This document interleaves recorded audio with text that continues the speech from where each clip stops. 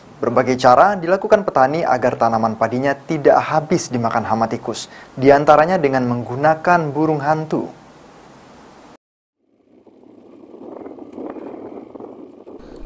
Ada satu cara unik dilakukan petani padi di Kecamatan Karangagung Ilir, Banyuasin untuk menanggulangi atau memberantas hama tikus di sawah, di mana petani memanfaatkan burung hantu. Pengendali organisme, pengendali tumbuhan menuturkan, metode ini sebetulnya sudah dilakukan sejak 2015.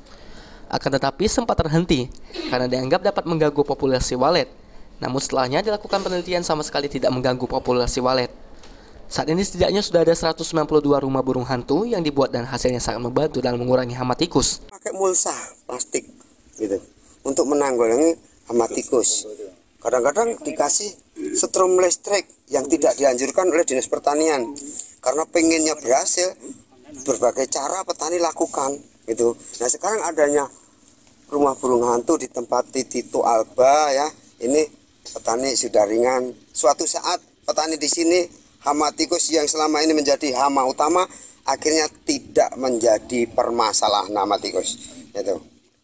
Sementara itu, Kadis Pertanian dan Hortikultura Banyuasin menuturkan, inovasi yang dilakukan petani padi di Kecamatan Karangagung Ilir cukup baik hasilnya karena bisa memanfaatkan ekosistem alam dalam penanggulangan hama.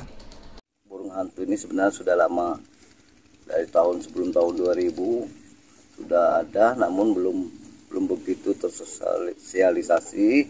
Namun baru-baru ini sudah ya dampaknya, manfaatnya cukup tinggi.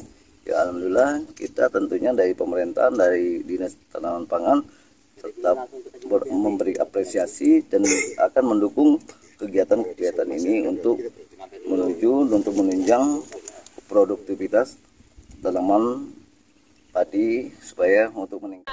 Setidaknya ada 7.000 hektar lahan yang digarap masyarakat, semuanya menggunakan metode burung hantu untuk penanggulangan hama tikus. Sulaiman, PAL TV.